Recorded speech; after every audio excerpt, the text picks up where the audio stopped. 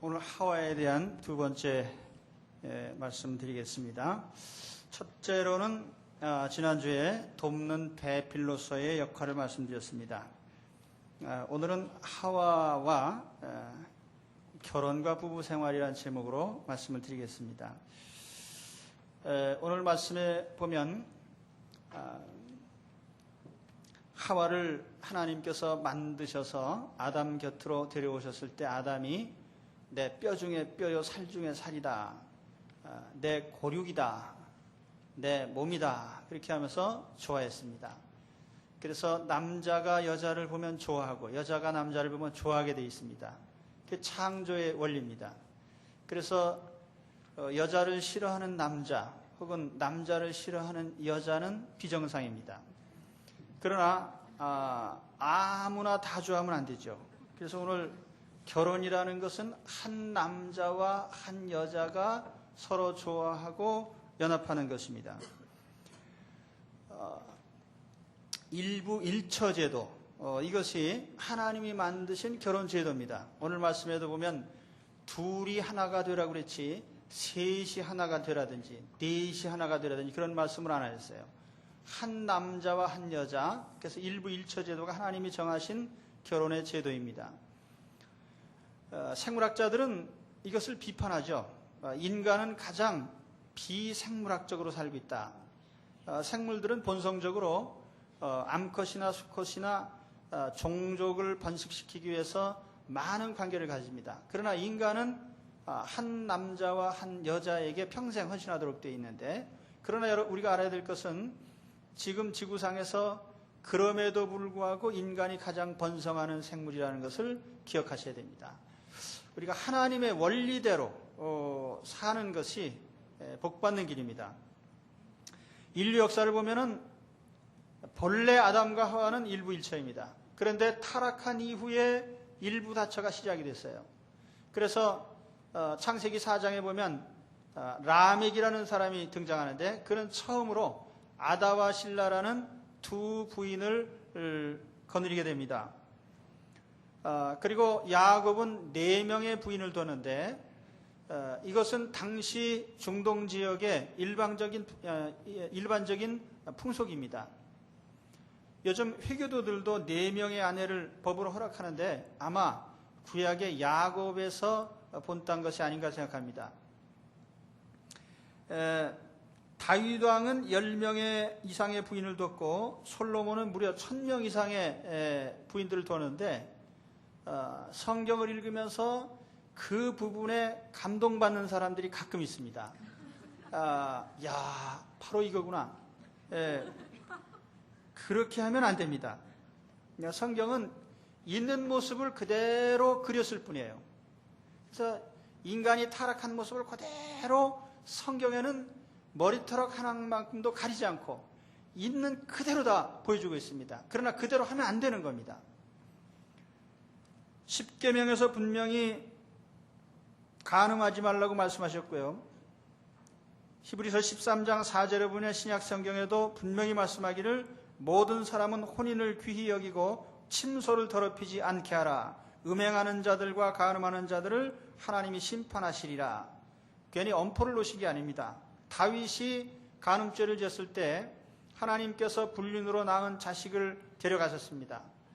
그의 이복 오누이가 근친상간을 하고, 그 다음에 아들이 아버지의 왕위를 찬탈하는 반역이 일어나고, 뿐만 아니라 신하들이 반역을 일으켜서 그 집안이 완전히 콩가루가 되는 그런 벌을 감수해야 했습니다. 결혼은 한 남자가 한 여자에게 일생을 바치기로 하는 서약입니다. 또 한 여자가 한 남자에게 일생을 바치기로 하는 거룩한 약속입니다. 그래서 무엇보다도 이와 같은 약속을 지키고 정절을 지킬 때에 그 가정이 온전하게 지켜집니다. 그렇기 때문에 결혼한 남녀는 가장 먼저 내가 한 남자에게 혹은 한 여자에게 일생을 바치기로 약속했다는 사실을 결단코 잊어서는 안 됩니다. 그리고 이 한 남자와 한 여자가 평생 헌신하면서 사는 것이 결혼이라는 사실을 마음에 새겨두시기 바랍니다. 그 다음에 오늘 말씀 이제 결혼의 1단계로 가면은 남자가 부모를 떠나라 이렇게 말씀을 했습니다. 남자가 부모를 떠나라. 왜 여자가 떠나라는 말을 안 했을까? 그건 조금 이따 말씀드리고요. 남자가 부모를 떠나라. 그런데 이 부모를 떠나라는 말을 해석을 잘해야 됩니다. 이것은 부모와 결별하라 그런 뜻이 아닙니다. 옛날 중동지방의 생활 양식을 우리가 토대로 해서 이것을 이해를 해야 되는데, 이스라엘 족속은 본래 유목민입니다. 그리고 지금도 중동에 가면 베두인 같은 유목민들이 있습니다. 유목민들은 텐트를 치고 삽니다. 그래서 온 가족이 한 텐트 안에 살아요. 부모와 자녀가 같이 삽니다. 그러다가 장가를 가게 되면은 옆에 텐트를 또 칩니다. 그러니까 이것은 부모를 멀리 떠나서 결별하는 게 아니고, 부모와 이제는 부모의 슬하에 있지 않고 자립을 한다, 그런 의미입니다. 자립을 하게 된다. 그들이 비록 부모의 텐트를 떠나서도 같은 영내에 있고 또 부모님과 교류하면서 살아갑니다. 그러니까 부모를 떠나라는 말이 부모와 결별하라는 뜻은 아니라는 점을 아셔야 됩니다. 그러면 왜 여자가 부모를 떠나라고 하지 않고 남자가 떠나라고 했느냐? 여러분, 구약 성경에 리브가나 또는 라헬이나 또는 레아의 그 여인들의 결혼 장면을 보면은, 여자들은 예나 지금이나 결혼하면 당연히 자기 집을 떠납니다. 뭐 천리가 됐든 뭐 백리가 됐든 남자를 따라서 가게 돼 있습니다. 우리나라도 보면은 전통적으로 출가 외인이라 이런 말을 하는데, 여자는 결혼을 하면 남자 집으로 갑니다. 근데 그것은 거리상만 가는 게 아니고 심정적으로도 그래요. 그래서 여자들 결혼하면은 보십시오. 친정에 있는 김치부터 싸그리 다 갖다가 자기 집에 채워놓고 계속 가져갑니다. 그래서 그 한 남자를 위해서 한 여자는 결혼하면 그쪽으로 완전히 합쳐지는 거예요. 그러니까 여자에게 떠나라는 말을 안 해도 됩니다. 원래 떠나는 거니까. 남자가 떠나라는 말은 대단히 의미가 있는 말이에요. 왜냐하면 부모와 같은 경내에 살면서 부모의 영향을 계속 받습니다. 그렇기 때문에 이 웬만큼 자립하지 않으면 안 됩니다. 물론 정신적으로도 자립을 해야죠. 그래서 모든 일을 스스로 판단하고 결정하고 책임도 자기가 져야 됩니다. 그런데 여전히 중요한 사안을 부모에게 결정을 의뢰하고 또 부모에게 책임을 돌리고 그렇게 하는 것은 옳지 않아요. 그래서 정신적으로 자립해야 되고, 뿐만 아니라 경제적으로도 분명히 자립해야 됩니다. 옛날 유목시대에는 야곱이 외삼촌 집에 가서 양을 치다가 뭐라고 하냐면은, 나는 언제나 내 집을 세우겠습니까? 라는 말 했는데, 바로 양떼를 또 나눠서 자기 소유를 가지고 자기 생업을 만들어가는 겁니다. 그러니까 결혼한 남자는 이제 부모의 덕으로 살려고 하지 말고 자기 스스로 가정을 부양할 수 있는 능력을 갖춰야 됩니다. 열심히 일해야 돼요. 그래서 경제적으로 자립하고 자기 가족을 부양할 수 있는 그 역할을 할 수 있어야 됩니다. 그게 부모를 떠나라는 말에 담겨진 의미죠. 또 이 말을 우리가 효도와 관련해서 생각을 해본다면, 부모를 떠나라고 했다고 해서 부모와의 관계를 끊으라는 말은 절대로 아닙니다. 부모와의 관계는 평생 끊을 수 없는 관계예요. 그래서 다만 우리가 성장해 가면은 결혼하고 나면 역할이 바뀝니다. 그래서 결혼하기 전에는 부모가 자식을 먹여 살립니다. 그러나 부모님이 노쇠해지고 노후가 되면은 자식이 부모를 부양해야 됩니다. 이것이 하나님이 원하신 방법이에요. 하나님께서도 분명히 말씀하시기를 내 부모를 공경해라. 그리고 그 부모를 공경하는 자에게 땅에서 잘되고 장수한다는 약속을 하신 겁니다. 그러니까 여러분, 부모를 떠나라고 했다고 해서 부모 부양의 책임을 감당하지 않으면 하나님께 복을 못 받습니다. 그러니까 앞으로 잘 먹고 잘 살고 싶으시면 부모님께 대한 부양의 책임, 이 근본적인 책임부터 지셔야 됩니다. 그래서 부모님을 부양하지 않고 제대로 섬기지 않는 사람이 하나님의 복을 받겠다. 이건 도둑놈과 같은 생각이라. 그래서 앞으로 여러분 우리가 이 말씀의 원리대로 부모를 떠나라는 말이 결별하라는 말이 아니다. 부모의 이제는 역할을 바꿔서 부모를 부양하고 또 재정적으로나 정신적으로 자립하라는 그런 의미로 받으시고 바로 결혼한 사람들은 그런 마음 자세를 갖게 되시길 바랍니다. 아멘. 아무도 안 합니까? 네. 하나님의 말씀에 우리가 아멘 해야 돼요. 아멘 하다 뭐 병든 사람이 있습니까? 그 아멘 하면 할수록 복인데 하나님의 말씀을 그대로 받으시기 바랍니다. 부모님께 잘하는 것이 내가 땅에서 잘되고 장수한 비결입니다. 하나님 법입니다. 그 다음에 아내와 연합하여 둘이 한 몸을 이루라 이렇게 말씀을 했습니다. 오늘 말씀드리려고 하는 핵심적인 내용입니다. 자, 이제 부모님 텐트가 있고 그 옆에 자기 텐트를 따로 쳤습니다. 부모님 텐트 안에 있을 때에는 부모님과 같이 잠자리도 하고 같이 살았습니다. 근데 이 옆에 새로운 텐트에 가보니까 거기 웬 여자가 하나 있어요. 바로 그 여자와 이제는 평생 같은 텐트에 살아야 되는 겁니다. 이것이 연합하여 한 몸이 된다고 하는 삶의 원리입니다. 자, 여러분 생각해 보십시오. 우리가 평생 이제 결혼한 나이가 되기까지 20년 이상을 다른 환경에서 살다가 갑자기 한 집에 이제 맨날 붙어 있어야 돼요. 싫든 좋든 한 집안에 있어야 됩니다.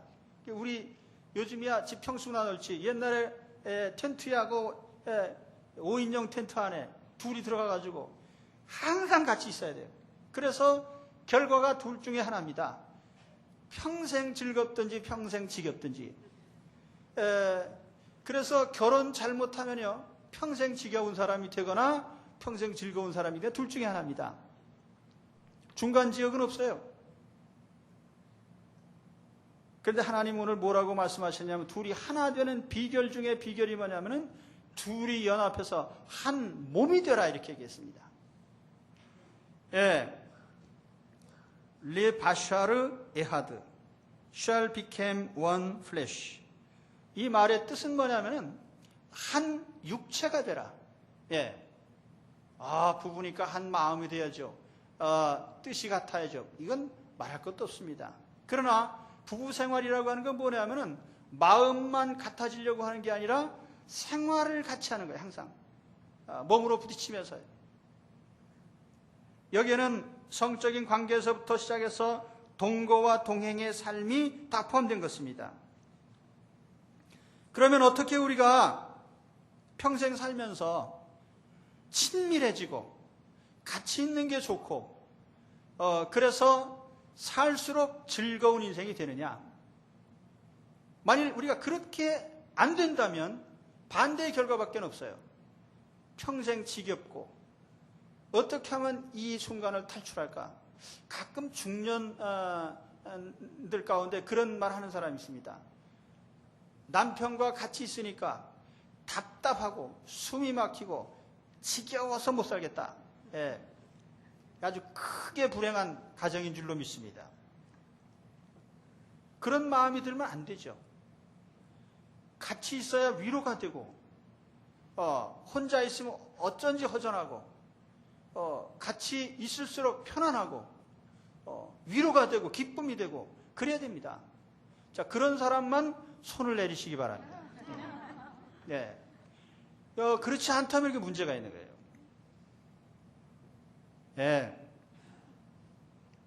그러면 평생 같이 지내도 좋을 그렇게 하나가 되려면 어떻게 해야 됩니까? 간단하죠. 서로에게 매력 있는 남자, 매력 있는 여자가 되면 되는 거죠. 해답은 뭐 간단합니다. 서로에게 매력 있는 남자, 매력 있는 여자가 되면 돼요. 근데 그게 쉬운 일입니까? 그러나 우리가 한 가지 알아야 될 것은 있습니다. 결혼에 실패하는 사람이 사람 잘못 만나서 실패하는 게 아니에요. 처신을 잘못해서 실패하는 것이죠. 그러니까 모든 결혼한 남자와 여자가 알아야 될 것은 뭐냐면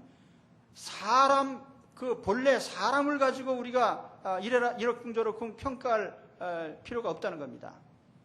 우리가 일단 하나님이 짝 지어주셨으면 평생 행복하고 기쁘고 즐거울 수 있는 조건 하나님 주신 거예요. 그 이후부터는요, 처신에 따라서 달라지는 겁니다. 어떻게 처신하느냐, 어떻게 행동하느냐에 따라서 서로 매력적인 사람이 될 수도 있고 아닐 수도 있어요. 그렇기 때문에 결혼 생활이란 뭐냐면은 피나는 노력의 결과입니다. 많은 노력을 해야 됩니다. 여러분, 우리가 세상적으로는 그래요. 어떤 시험에 합격하기 위해서 평생 노력합니다. 그런데 가정생활을 성공하기 위해서 노력하는 사람이 많지 않아요. 성공적인 부부생활을 만들기 위해서 여러분 노력하시기 바랍니다. 그래야 매력적인 남자가 되고 매력적인 여자가 되는 거예요. 노력을 안 하고 결혼을 공짜로 행복한 가정을 만들려고 하면 그것은 안 되는 일입니다. 여러분, 연애 시절을 상상해 보십시오. 연애 시절에는 왜 항상 좋기만 했죠? 그 이유가 간단한 거예요. 서로 잘 보이려고 엄청난 노력을 한 겁니다. 그때는 상대가 기분 상하는 말은 하지도 않아요. 좋은 말만 골라가지고 그것도 집에서 한참 생각해가지고 오늘 만나면 무슨 좋은 말을 할까? 어떻게 하면은 웃겨줄까? 또 여자들은 집에서 항상 제일 좋은 옷만 입고 나갑니다. 제일 좋은 거 차려입고, 왜냐면 잘 보여야 되니까. 그리고 남자도 여자에게 잘 보이기 위해서 아주 뭐 친절한 척하고, 뭐 젠틀맨도 아니면서 뭐 참 젠틀맨 같이 이렇게 합니다. 그러니까 만나면 서로 좋은 거죠. 서로 노력을 기울이니까. 근데 일단 결혼하고 나면은 이젠 내 것이 됐으니까 마음 푹 놓고, 그래서 망하는 겁니다. 그래서 서로 매력 있는 남편과 아내가 되기 위해서는 아주 피나는 노력을 기울여야 된다는 사실을 먼저 인정하셔야 됩니다. 여러분, 노력하시기 바랍니다. 왜 세상에선 성공하려고 노력을 하면서 부부 생활을 성공시키기 위해서 노력 안 합니까? 가장 중요한 행복의 근거지가 가정인데요. 왜 노력을 안 하냐고 말이에요. 제가 금년도에 시편 23편을 패러디해가지고 표를 만들었습니다. 푸른 초장 같은 교회, 쉴만한 가정, 쉴만한 물가 같은 가정, 괜찮죠? 그런데 그게 공짜로 됩니까? 그 공짜로 안 되는 거예요. 그 하나님 앞에 여러분 기도만 한다고 그 가정이 이루어져요? 아니에요. 하나님은 우리에게 분명히 말씀하십니다.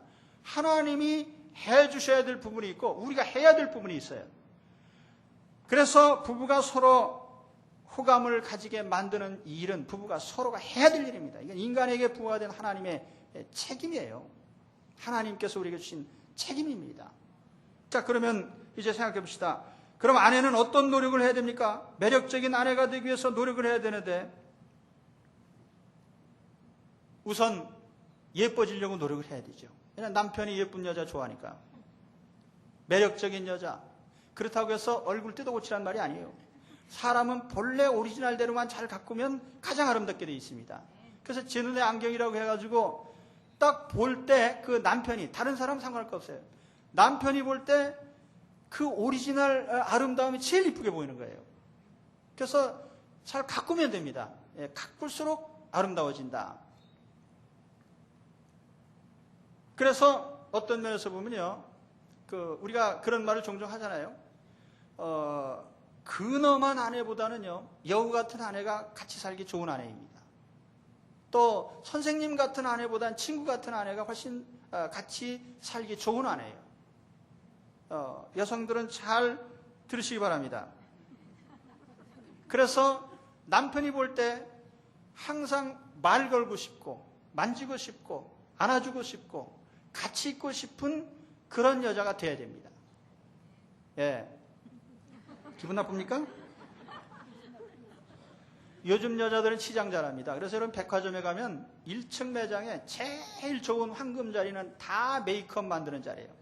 그래서 거기에 그 외판원들이 그저 다 뭡니까? 치장하는 거예요. 치장하는 거. 2층 매장 뭡니까? 여성 의류. 그래서 백화점 핵심에는 항상 여자 치장이 들어 있습니다. 또 그래서 우리가 어디 가보면은 예쁜 여자, 치장한 여자들이 참 많아요. 요즘에 보면은. 근데 치장을 잘못하고 있어요. 전부 외출할 때만 치장합니다. 다른 남자한테 보여줄 때 잘 보이려고 해요. 근데 다른 남자한테 잘 보여가지고 뭐가 나올 게 있습니까? 그리고 내가 평생 같이 사는 내 남편을 위해서 치장을 해야 되는데, 밖에 나갈 때 치장을 하고 집에 있을 때는 안 해요. 그래서 집에 있을 때는 어떻게 했습니까? 꾀죄죄하고 누주주하고 구질구질한 옷 입고 머리에 까치집 싣고 또 침도 결결 흘리고 또 뭐 식탁도 그냥 되는 대로 그냥 그래가지고 거기 파리가 날아다니고 참 우리 성덕중앙교회는 그런 사람이 하나도 없는 것을 전 감사드립니다. 근데 보면은요 그런 사람들이 많아요. 그러니까 보니까 우리가 남편이 사회생활 하면서요 밖에 나가면 예쁜 여자들이 잔뜩 있는데 집에 오면 항상 추리닝에다가 그런 차림새의 여자를 볼 때 매력을 느끼겠습니까?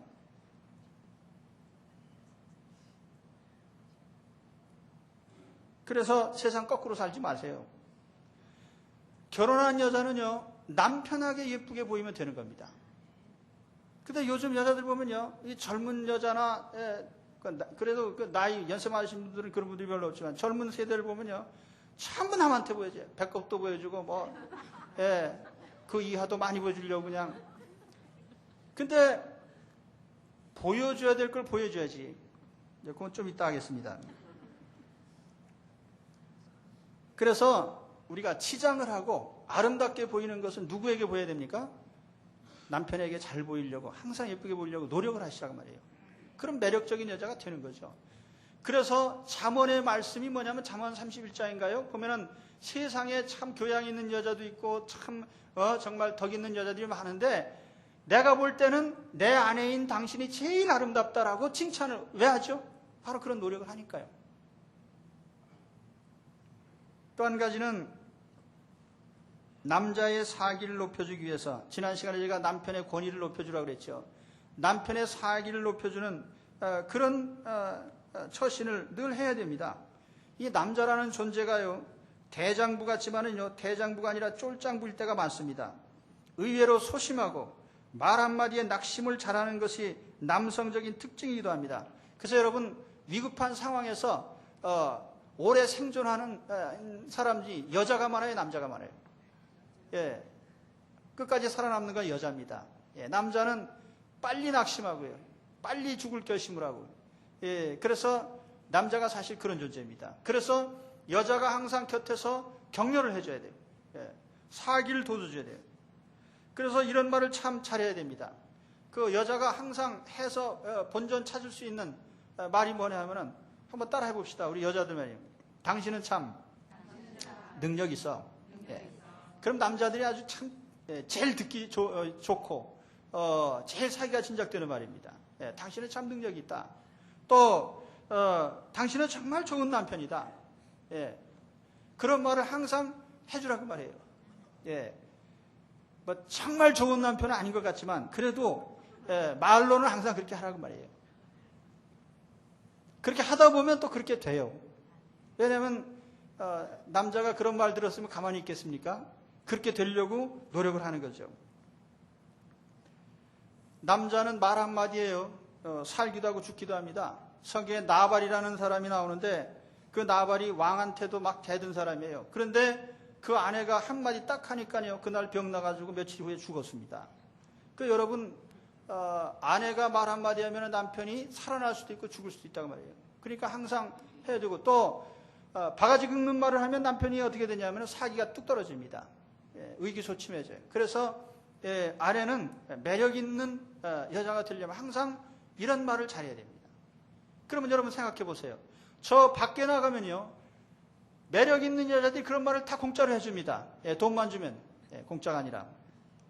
그런데 집에 오면 항상 내가 의기소침한 말을 듣는다. 그럼 누가 좋아하겠습니까? 그래서 우리 아내가 남편에게 있어서 정말 매력적인 여자가 되려고 하면 항상 아름다움을 갖거라. 또 이런 남편의 사기를 높이는 말을 잘해주면 자연히 매력적인 아내로 인정을 받는 겁니다. 오늘부터 하시기 바랍니다. 그 다음에 남편의 노력입니다. 남편이 아내의 마음을 사로잡을 수 있는 마음이 무엇일까? 어떻게 하면 매력적인 남자가 될까? 여기에요, 수제자 베드로 사도가 한 유명한 한마디의 말을 기억하시면 됩니다. 남자는 무식한 남편이 되지 마라. 아내에 대해서 유식한 남편이 되라. 베드로전서 3장 7절의 말씀이에요. 남편된 자들아, 이와 같이 지식을 따라 너희 아내와 동거하고. 지식을 따라 동거해라. 다른 말로 하면 영어 성경에 보니까 이렇게 되어 있어요. Live with, 함께 살아라. In an understanding way. understanding way.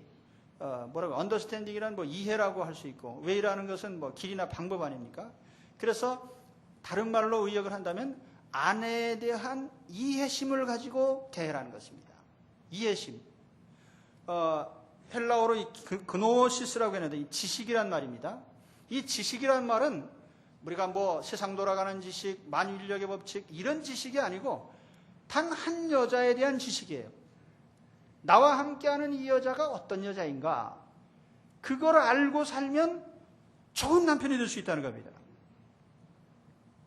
그래서 참 저도요, 결혼 생활하면서 깨달은 것 중에 하나가, 참 이게 사람이라는 게 알 수 없는 존재다.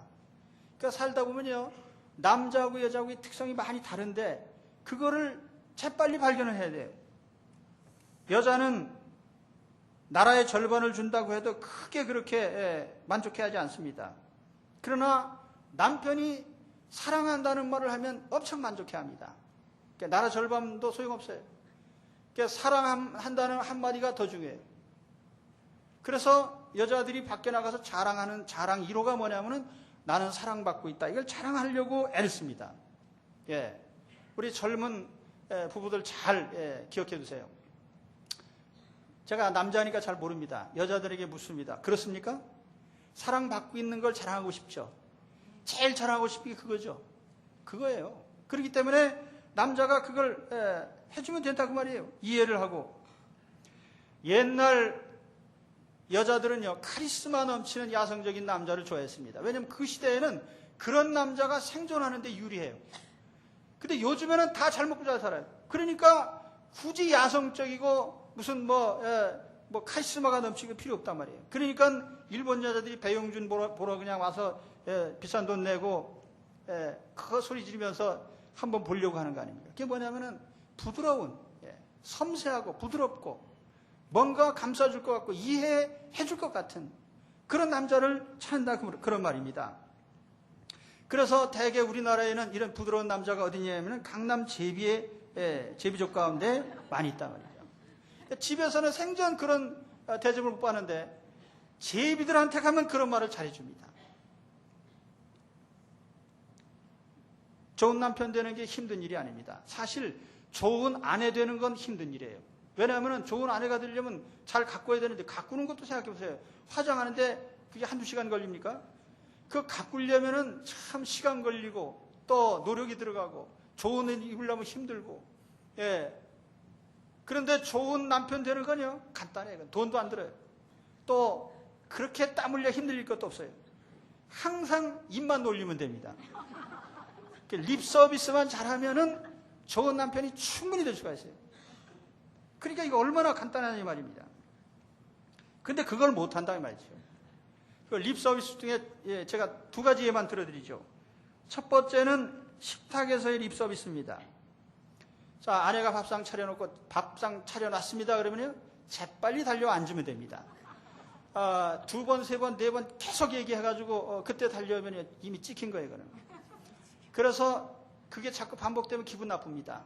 그러니까 딱 차려놨어요 그러면은 후닥닥 와서 앉으면 됩니다. 그 앉는 게 돈 듭니까? 힘이 듭니까? 땀이 흘려집니까? 또 일단 한 숟갈 들면은 그 다음엔 뭐라고 해요? 이거 맛있네. 이거 전에 못 먹어본 것 같은데. 그리고 한마디를 한다 이 말이죠. 다 먹고 나면은 아, 참 잘 먹었다. 예. 이게 처음부터 입만 몇 마디 한 거죠. 근데 식탁 차려놓고 보면은 여자들이 예, 밥상 차려놓고 옆에 와서 힐끔힐끔 쳐다봅니다. 예, 간이 맞느냐? 예, 찌개가 오늘은 어떠냐? 그랬을 때 지체 없이 예, 참 맛있다. 예, 지금까지 먹어본 것 중에 제일 맛있다.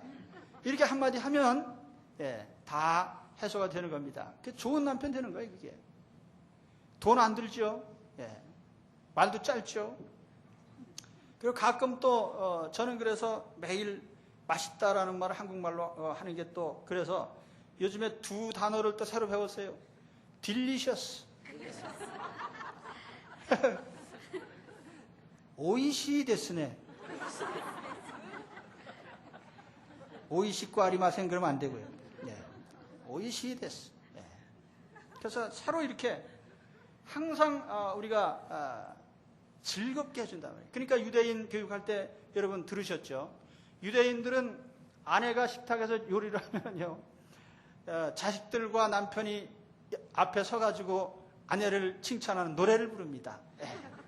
그래서 자식과 그 남편이 같이 아내를 위해서 노래를 불러주니까 이 아내가 아주 죽을 둥 살 둥 열심히 일을 하는 겁니다. 왜냐하면 자기를 막 높여주니까. 그게 뭐냐면은 좋은 남편이 되는 비결이다 그 말입니다.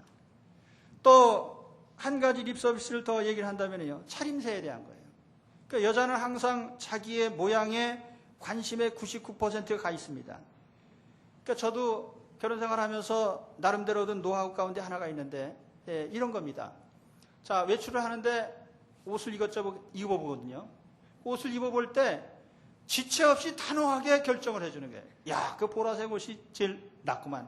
그러면 딱 입고 갑니다. 근데 글쎄 이거나 저거나 다 그게 그거 같아. 그러면 1시간이 걸려도 선택이 안 돼요. 예. 그렇다고 제가 무슨 옷에 대한 안목이 있습니까? 뭐 아무것도 모릅니다, 저는. 단지 한마디를 확고부동하게 얘기를 한 거죠. 예, 이거는 사실은 남자들만 계실 때 해야 되는데. 그 또 한 가지 관심을 둘 것이 뭐냐면은 머리를 항상 유심히 보는 겁니다. 그래서 저 머리가 달라졌나, 달라진 것을 재빨리 발견하고 한마디 해야 됩니다. 아, 그 머리 스타일이 참 좋아졌네. 전보다 훨씬 나은 스타일이네. 아, 그럼 되게 좋아합니다. 딴 거는 다 안 봐도 괜찮아요.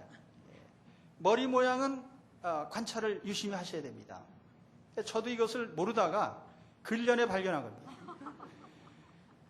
근데 낚시꾼을 연상하시면 돼요. 낚시꾼이 낚시를 가가지고 다른 거 안 쳐다봐요. 찜 안 쳐다보지. 들어가면 물린 거고 나오면 그냥 있는 거고. 그러니까 남편도 아내 머리만 쳐다보는 거죠. 달라졌나 안 달라졌나요. 그리고 땀도 안 나고 돈도 안 들고 힘들지도 않은 말 한마디만 하는 겁니다. 야, 헤어스타일이 달라졌네. 그리고 깜짝 놀랍니다. 정권이 바뀌었다 그래도 안 놀래다가 머리 달라졌다 그러면 깜짝 놀라요. 예. 그래서 하나님은 부부에게 한 몸이 되라고 하셨습니다. 한 몸 되는 일은 쉬운 일이 아니에요. 이 한 몸 되는 일은 평생 피나는 노력이 필요한 겁니다. 그래서 여자는 여자대로 아름다워지기 위해서 노력하는 것이에요. 근데 그 아름다운 게 남편에게 보이기 위한 아름다움이 돼야 돼요. 그걸 다른 사람들한테는 잘 보이려고 애쓰고 자기 남편한테는 대충 그까이 뭐 대충 해가지고 그렇게 하면은 이게 안 되는 겁니다. 또 남편은 남편대로요. 립 서비스를 잘하라. 그래서 이해력을 가진 남자, 이게 여자가 원하는 겁니다. 그래서 그렇게 될 때 한 집에 살아도 지겹지 않은 거예요. 매일 같이 있어도 음식 하나만 해놓으면 좋아하고 잘 먹고 맛있다 그러고 자기가 차리고 나면 맨날 이쁘다 그러고. 그런데 누가 싫어할 겁니까? 또 남편도 집에 가면 위로를 받고 격려가 되고 참 용기를 얻고 편안하고 그럼 집으로 오지. 굳이 돈 들이고 밖으로 왜 나가냐고 말이에요. 그래서 여러분, 그래서 이 연합하여 하나 되는, 한 텐트 안에 평생 살아도 지겹지 않고 즐겁고 기쁜 그런 연합된 관계를 이루시길 바랍니다. 마지막으로 한마디 더 드릴 것은 여기 벌거벗었으나 부끄러워하지 않았다는 이 말씀이에요. 이 말씀에 은혜 받고 벗고 다니면 안 됩니다. 이 벗었다는 말은 아담과 하와가 타락하기 전에는 그들은 무죄자입니다. 아무 허물도 없는 사람이. 그렇기 때문에 자신들의 어떤 것을 보여줘도 부끄럽지 않습니다. 그런데 죄인이 하나님 앞에 죄를 짓고 나서부터는 자기를 가리기 시작한 겁니다. 우리 의복이라는 것은요, 두 가지 역할을 하는 거예요. 첫째는 추위와 더위를 가려주는 것이고, 두 번째는 자기의 신분을 나타내고 모양을 나타내는 것이 바로 의복입니다. 그런데 성경에 옷이 등장하게 된 원인을 보면 그런 원인이 아니에요.